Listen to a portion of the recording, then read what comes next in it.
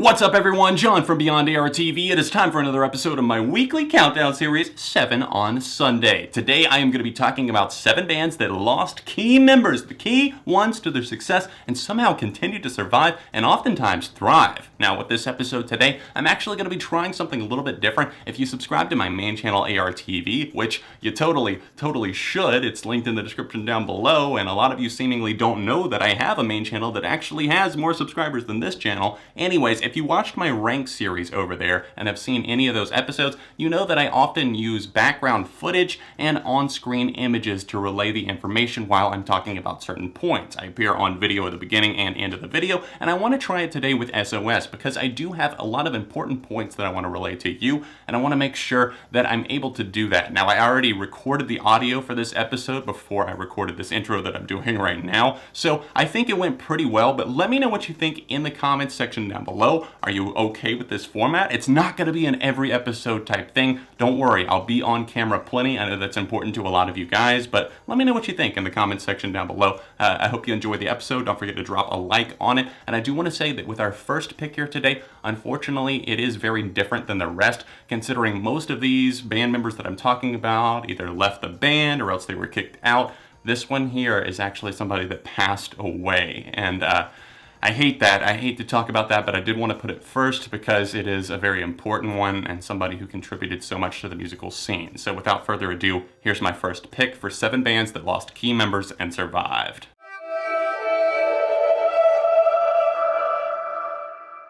The Rev, aka Jimmy Sullivan of Avenged Sevenfold, a heavy metal and hard rock band, died in December of 2009, the 28th to be specific. He was only 28 years old, and he passed away from a combination of things. He was the drummer of the band, and he was just a huge standout. And if you ever watched any of their tour footage behind the scenes of making music videos, Jimmy was always the one that was like making people laugh, but you could also see how passionate and talented he was. And that's why it's such a shame still to this day for me to talk about that, because he was lost at such a young age, and he was such an integral part of that band. I mean, just being there from their first album, Sounding the Seventh Trumpet in 2001, all the way up to contributing new ideas to their album Nightmare in 2010. It's just a shame to watch somebody battle with addiction. Depression and a variety of other factors could have been at stake for Jimmy whenever he passed away and ended up dying from that overdose, which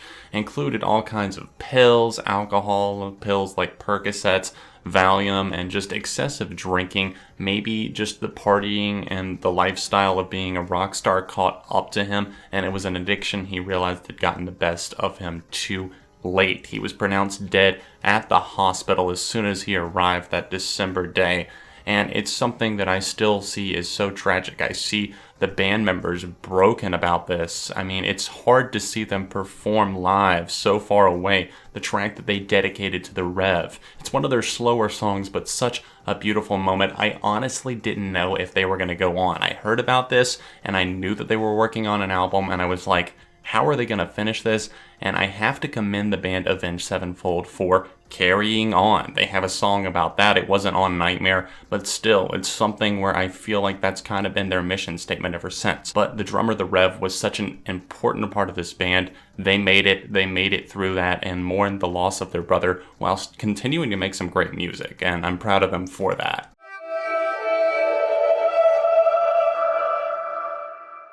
John Frusciante is an accomplished guitarist and musician in general. He has numerous solo singles and albums, and he is best known for being the guitarist of the Red Hot Chili Peppers, the former guitarist of the Red Hot Chili Peppers twice, because yes, he departed in 1992 originally because he felt depressed and he was addicted out of his mind to not only crack cocaine and alcohol, but also heroin. That was something that Anthony Kiedis, the lead singer of the band, and also other members like their other guitarist Hillel that had passed away in the late 80s had dealt with. And it's really insane to me just to see how people can slide down that lifestyle and down that slope even after seeing other people in the same band go through the exact same thing and even dying because of that. But Frusciante left the band in May of 1992 because he felt like he was being forced out of the band and that they were going in different directions. He finally got free of his addictions in the late 90s, 1996, 1997. He broke the addiction to heroin cold turkey, but ultimately had to go to rehab in order to break his other addictions, and he started meditating, doing other practices like yoga to actually free his mind so that he could focus on music. And then whenever Flea came to his house in 1998 and asked him to rejoin the band, he broke down in tears and said that nothing would make him happier than to return to the Red Hot Chili Peppers.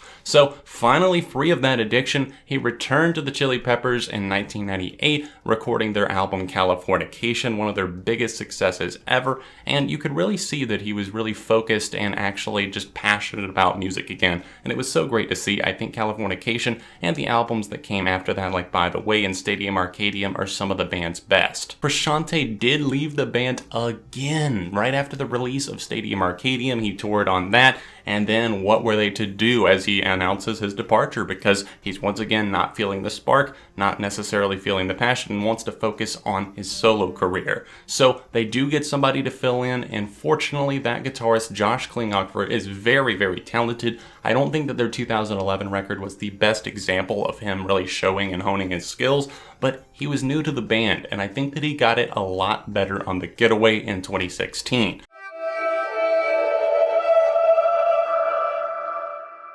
3 Days Grace are one of the biggest success stories of the 2000s whenever it comes to mainstream rock, and Adam Gontier, the lead singer of this band, of the Canadian hard rock group, was really the main focus. People would focus on that driving voice and the attention to detail that he would have in his lyrics as he dealt with everything from addiction and pain and love, and I love that. They're actually one of the only bands that I can go back to from that time and honestly sit down and listen to entire albums, and I still feel like they mostly hold up, and a lot of that is thanks to Adam Gontier. Now, he departed the band in January of 2013, which was just blindsiding to fans who didn't see that coming whatsoever, especially since the band had just released their fall of 2012 album Transit of Venus. They dropped the first single, Chalk Outline. He appeared in the music video for that, but nothing else, and actually only played a handful of shows. I'm still kicking myself to this day. My friend and I had the opportunity to go see them live in the fall of 2012, which ended up being the last dates that Adam ever played with 3 Days Grace.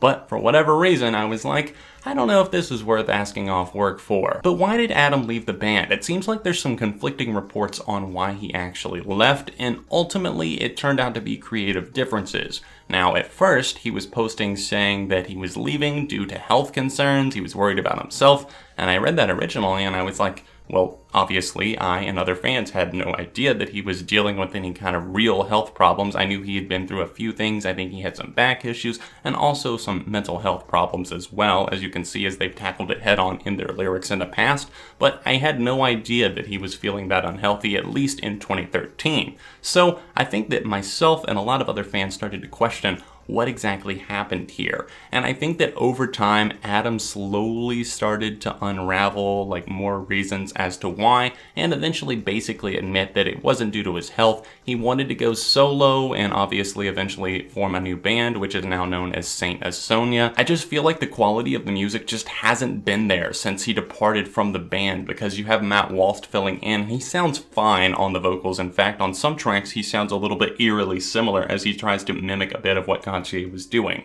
But overall, their 2015 album Human, while successful at radio and in terms of sales, was kind of a flop in my opinion, at least in terms of the quality of the music. But the band still journey on to this day, and we will see what the future holds for them.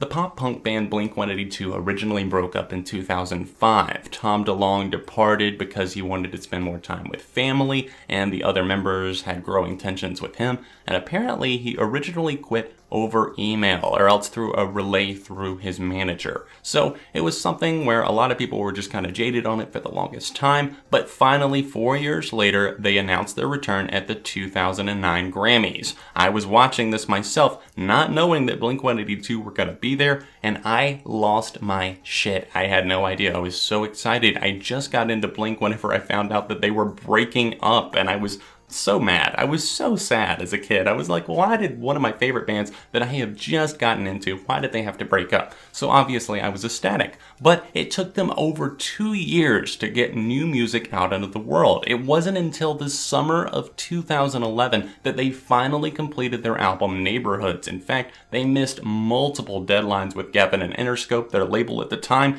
and they just finally had to give them a deadline and say, hey, if you don't have it out by like the fall of 2011, then I don't know what we're going to do. We're going to have to drop you or something. And most of this was due to Tom DeLonge and his insane studio practices. The other members would record their parts together, Travis Barker and Mark Hoppus, and then Tom would record stuff in other studios mainly. There weren't many sessions at all where they were all in the same place, and if they were in like separate parts of the studio, and for some reason Tom wanted it like this. And while I love Neighborhoods as a whole, I didn't initially, and I can understand why so many people feel like it's kind of a disjointed effort. In 2015, Tom DeLonge was finally left from the band, removed from the band, whatever you want to call it. There was a lot of drama. There were Rolling Stone interviews. There were all sorts of things going on, accusations being thrown left and right. And basically it was said once again, Tom DeLonge had quit over email. And then Tom DeLonge fires back, I never quit the band. And then it was a whole back and forth for the longest time. The guys were really just pissed off at each other, and it was a shame to see them feuding like this in public. Tom DeLonge was one of the co-lead vocalists of this band, played guitar for them, but this is one of those surprising times where I actually feel like him leaving actually did a lot of good for the band. He was holding them back in so many ways. They had been trying to get another album out since their EP Dogs Eating Dogs in 2012, and it just wasn't happening because he was stalling, and he came up with all these excuses. He could never get into the studio, and finally he released that Burden. And Blink-182 are more popular than they've been in a while now. I'm excited to see what they're going to do. They're promising that the next record is going to be more like the Untitled in the sense that it's more experimental. So kudos to Blink. I think they're going to keep on keeping on.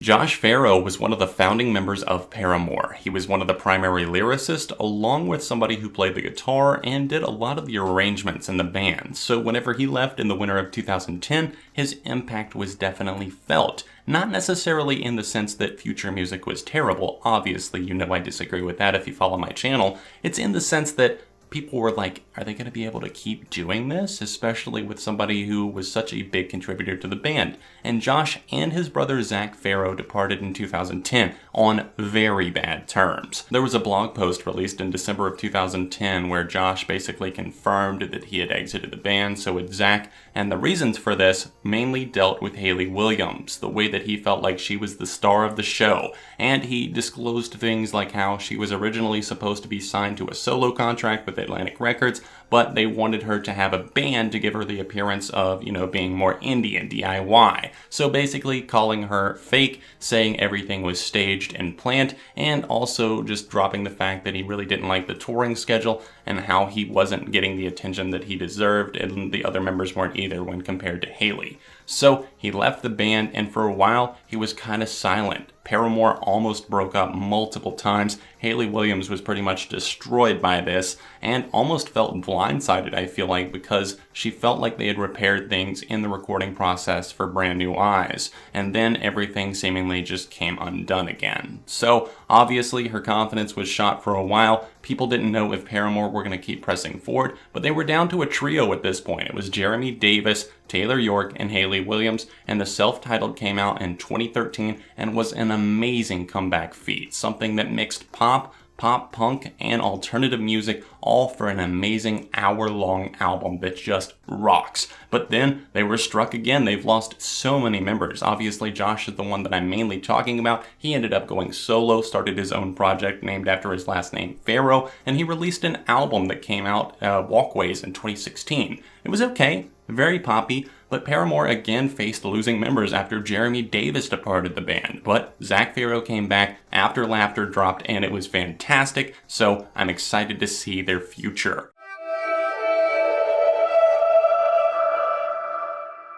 Flyleaf are a hard rock and Christian rock band born out of the early 2000s and had such hits as I'm So Sick and All Around Me starting in 2006. that album went on to be very, very popular. They followed it up in 2009 and again in 2012 with New Horizons. But just before that album dropped in the fall of 2012, Lacey Sturm, the lead vocalist of this band and the main contributor, announced that she was leaving the band. This was a huge blow as she announced this on October 22nd. The album's about to drop on October 30th, and she said that she had left on good terms. But where do you leave a band, especially like right before an album drops? That's like Darren King leaving Mute Math right before their record came out, and they didn't know what they were going to do. They had touring commitments, and they were basically screwed. And I feel like Lacey Sturm left them in the same position here. So I don't agree with the way and the timing that she left the band. And if you've noticed a pattern on the ones that we're talking about here today, a lot of these people have kind of left in bad times. But here, obviously, she continued on as a musician. She's a mother now. She dropped her debut solo album that actually had some pretty okay songs on it, like Rot, that came out in 2016. Now, obviously, Flyleaf have survived up to this point. They had a replacement vocalist that didn't last too long. They did have an album that came out in 2015, but there again, I think on the search for a vocalist, maybe they've already replaced her at this point, but I feel like Flyleaf's relevancy, obviously you can see as I talk about them, don't even know that much. I kind of lost interest after Lacey left the band because she had such a charismatic voice and presence behind the microphone. Even though these were in no particular order today, you know this is a big one that I've saved for last, because it is still talked about among the Panic fans often to this day. Ryan Ross, aka the primary lyricist and sort of the puppeteer of the band in a way, in the sense that he kind of told people what to do, left Panic at the Disco in 2009 shortly after the release of their album Pretty Odd. They had done some touring on it, and I think that he wasn't happy with the fact that some of the other band members, mainly Brendan Urie and I guess Spencer Smith, weren't exactly wanting to do more of this Beatles-esque direction that they had taken on Pretty Odd. And then he went on to play in the Young Veins, which only made it for one album, and since then, he's kind of been all over the place in the sense that he's actually been nowhere. People have theories as to where he's been, but he really doesn't tweet that often. He's not on Instagram or Facebook or anything like that. He's always talking and teasing new music whenever he does come back online, but there's really been no signs of anything coming out anytime soon, and at this point, I think his relevancy has kind of faded to the point where who knows if he actually did release something, how much people would care,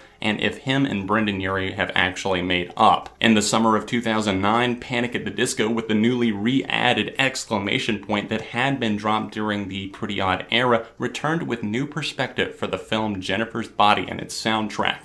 And that song seemingly addressed their new view on things, their new take on life, and it seemed promising for fans who were wondering, is this the end of Panic? Is this it right here? Is this how they're going to go out and they're just going to leave us with this one more single? But no, alas, they returned with a short film in 2011, shortly before the announcement of their new album that came out, Vices and Virtues. They put out this very weird short film, and it was kind of basically talking about the sense that, you know, it's time to go, like, everybody, let's go, let's go, let's go. And they eventually realized that it's just the two of them. So they journeyed on. Vices and Virtue was a success, although not nearly as successful as their last album, Pretty Odd, which was already a drop from A Fever You Can't Sweat Out, but still, there was definitely a fan base there. I saw them live in 2011 on the Vices and Virtue tour right after it had dropped, and I have to say that they were great on stage. They had some extra musicians up there with them, and there was a big crowd. People were really, really into it, so it was promising. So they continued to soldier on, and now with Brendan Urie being the sole remaining member after Spencer Smith left to get treatment for his addictions, and then Dallin Weeks, who was promoted from touring member, is back down to touring member again. It's something where it just leaves Brendan, but they remain somehow more successful than ever, mainly due to a very, very rabid fan base. I hope you guys enjoyed the show today, guys. Let me know what you thought of it in the comments section down below. Don't forget to drop a like on the video while you're here and subscribe to the channel, because friends don't let friends go and subscribe. If you have any suggestions for future episodes of SOS that you would like to see, if you're able to support me on Patreon, it's the annotation in the corner of the screen right there. It helps videos like this keep coming on a monthly basis, and it would really mean a lot to me if you are able to support and help videos like this keep coming on this channel and the main channel. If you would like to see last week's episode, it's right here, or another video that I recently did right here. Socials in the description, and I'll see you very soon right here on Beyond ARTV.